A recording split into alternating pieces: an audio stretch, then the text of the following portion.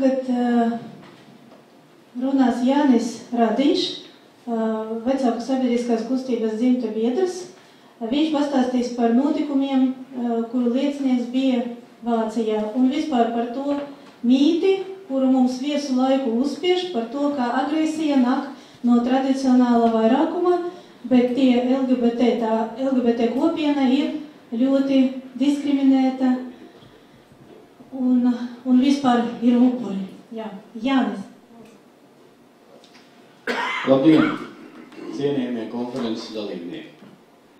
Šodien daudz Latvijas iedzīvotāji un politiķi neapzinās un neizprot, kādas sekas radīs viendzimumu attiecību legalizēšanu un gendera politikas popularizēšanu Latvijā.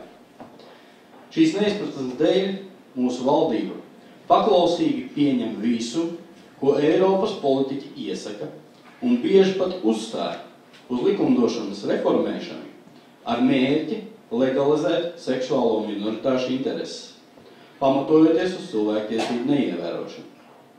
Viss tiek formulēts tā, lai pārējai sabiedrības daļai liktos, ka seksuālo minoritāšu pārstāvji ir apspiesti un diskriminēti un nīsti Latvijas sabiedrībā. Taču tas nav tiesa. Katrā valstī vienmēr ir bijusi maza daļiņa iedzīvotāji, kas atšķiras ar savu seksuālo orientāciju. Komunismu laikā šos cilvēkus vajāja uz likuma pamata. Un iespējams, ka tās varēja būt cilvēktiesību pārkāpums. Bet tagad šie laiki ir pagājuši. Mēs vairs nedzīvojam Padomju Savienībā, Latvija šodien ir neatkarīga valsts. Un mūsu likumdošana neaizliedz viendzimumu attiecības. Es atkārtošu vēlreiz, mūsu likumdošana neaizliedz. Taču minoritāšu pārstāvjiem ar to ir par maz. Katrs savās mājās var darīt, ko grib un dzīvot, ar ko vien vēlās. Bet seksuālo minoritāšu pārstāvi, kas ir mazākumā, mēģina uzspiet vairākumam savus dzīves uzskatus, kas citiem liekas nepieņemami. Šodien situācija sabiedrībā veidojas tāda, ka jāsāk aizstāvēt lielākās sabiedrības daļas cilvēku tiesības. Tiesības dzīvot pēc saviem uzskatiem un audzināt bērnus saskaņā ar mūsu Latvijas tautas kultūru, tradīcijām un morālajām vērtībām, kas veidojušās gadsimtu laikā. Varbūt kādam liekas, ka tas savādi skan, bet tas tā ir. Tā ir šodienas realitāte mūsdienu Eiropā, kad ir jāsāk aizstāvēt normālas, tradicionālās ģimenes cilvēku tiesības. Es palūkšu uzlikt, tagad parādīt video no Vācijas, no Ķelnas. Martā es atrados Vācijā.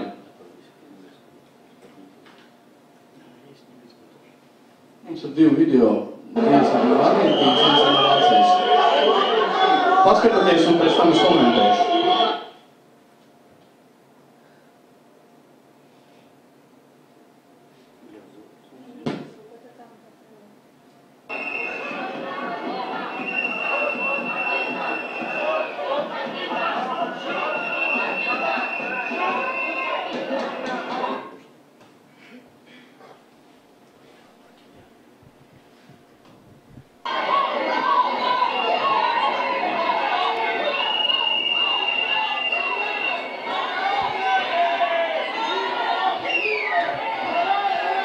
Jūs redzat, ka policija norobežo protesta akcijas dalībniekus no LGBT biedrības pārstāvjiem, kas uzbrūk tradicionālo vērtību aizstāvjiem.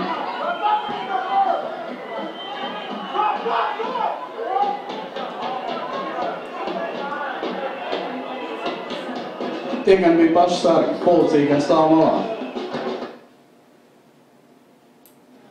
Jūs redzat, kā šļaksta acīs asaru gāzi.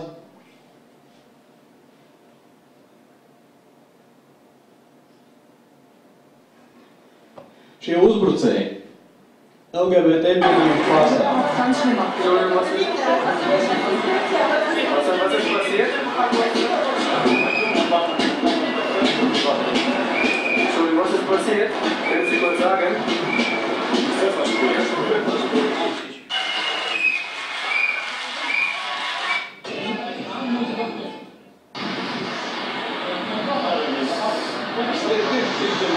Noskatīsimies vēl vienu ierakstu par Argentīnu.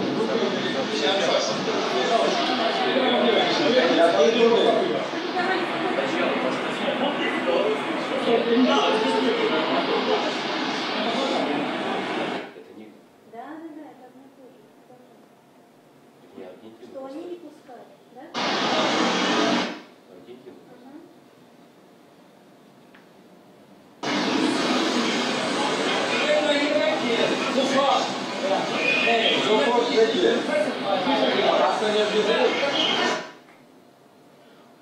Nākamais videoklips par notikumiem Argentīnā, kad 1500 cilvēku kristiešu bija savākušies aizstāvēt tradicionālās vērtības, un LGBT biedrības pārstāvi 7000 lielā skaitā uzbruka. Tāpatām sieviešu tiesību aizstāvi uzbruka kristiešiem un pazemoja viņus. Šī informācija tiek nopusēta masu mēdījos un presē, bet internetā tas tiek rādīts, jo ir cilvēki, kas aizstāv patiesību.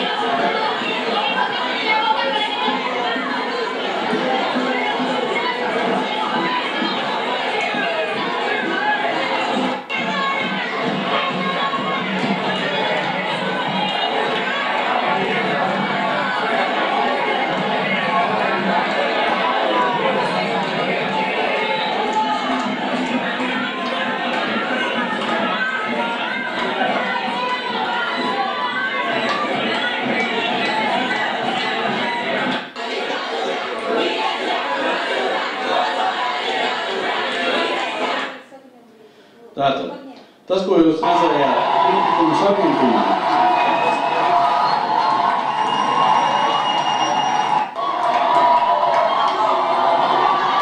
Šie Argentīnas notikumi notiek pie Jāņa Kristītāja baznīcas tempļa. LGBT biedrības pārstāvi. Tiem, kam nav skaidrs, kas ir LGBT, tas ir lesbiešu, biseksuāļu, geju un transvestītu biedrību. LGBT biedrības pārstāvi gribēja pazemot un paņirgāties par tautas kristīgajām vērtībām. Jūs redzat šo ņirgāšanos par tradicionālo vērtību aizstāvjiem. Viss ir nofilmēts, un viss ir redzams, un viss ir pierādāms. Vācijā. Kas šī bija par protestu akciju Vācijā? Tagad ir pieņemta likumdošana, kas uzliek par pienākumu bērniem veikt agrīno seksuālo audzināšanu. Vācijā tas tiek skolās pasniegts, un ir cilvēki, kas uzdrošinās protestēt un nesūta savus bērnus uz šīm apmācības stundām. Šie protesti Vācijā sākās ar to, ka viena ģimene nesūtīja savus bērnus uz agrīnās seksuālās apmācībām, par ko viņiem uzlika sodu. Tēvs tika arestēts, un viņi saņēma administratīvo sodu par to, ka viņi neklausa likumam. Kas notiek? Normālo, tradicionālo vērtību aizstāvus sāk sēdināt cietumos, un viņiem sāk uzlikt sodus par to, ka viņi aizstāv savas tradicionālās vērtības, kur paliek mūsu cilvēktiesības. Cēli skan cilvēktiesības. Aiz cilvēktiesības normām šodien ir paslēpta seksuālo minoritāšu vēlnišķīgais plāns ieņemt dominējošo pozīciju pasaules sabiedrībā. Šie cilvēki vēlas pārējai sabiedrības daļai uzspiest savas vērtības, kas citiem nav pieņemamas. Palūkojoties uz notikumiem Vācijā, mēs varam redzēt, kas sagaida Latvijas sabiedrību gadījumā, ja tiktu pieņemti likumi, kas dod tiesības reģistrēt viendzimumu laulības, ar tām sekojošām tiesībām adoptēt bērnus. Ja likums aizstāvēs seksuālo minoritāšu vēlmi popularizēt savus uzskatus sabiedrībā, sāksies otras sabiedrības daļas, lielākās daļas diskriminēšana un cilvēktiesību pārkāpšana. Ja es nevēlos redzēt Rīgas ielās izvirtuļu gājienus un nevēlos dzirdēt viņu propagandu, tad ar kādām tiesībām man uzspiež pacietīgi noraudzīties uz to, kas, manuprāt, ir neprāts, un kāpēc manām domām ir graujoša ietekme uz Latvijas sabiedrību un tās morālajām vērtībām. Kur paliek manas cilvēktiesības paust savu viedokli? Vai man ir tiesības mācīt maniem bērniem to dzīvesveidu, kādu es esmu pieņēmis no maniem senčiem? Kāpēc tradicionālo ģimenes vērtību piekritējus Eiropā sauc par neiecietīgiem homofobiem? Un runas, kas vērstas pret homoseksuālismu, ir nosodāmas un daudzviet pat aizliegtas. Ar to tiek pārkāptas mūsu tiesības brīvi paust savu viedokli. Jūs redzējāt LGBT pārstāvju attieksmi pret tradicionālo ģimenes aizstāvjiem. Mēs adoptēsim jūsu bērnus un padarīsim par tādiem pašiem kā mēs, tie saka tieši sejā tēviem un mātēm. Tie ir saukļi, kurus kliedza LGBT biedrības pārstāvju Vācijā demonstrācijas laikā. Jo minoritāšu legalizēšanai un viendzimumu laulību legalizēšanai seko tiesības adoptēt bērnus. Jūs varat stādīties priekšā, kas notiks, kad šādas tiesības Latvijā tiks dotas viņiem. Par ko padarīs mūsu bērnus. Visi zin, kad bērni, augot, pārņem vecāku dzīvesveidu savā vairumā, lielākajā vairumā. Viņi mācās dzīvot no saviem vecākiem, uzlūkojot savus vecākus.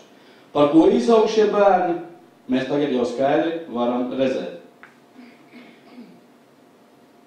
Kāda būs Latvijas tautas nākotne, ja Latvijā tiks ieviesas gender ideoloģijas reformas un ar likumu spēku tiks aizstāvēts LGBT biedrības intereses?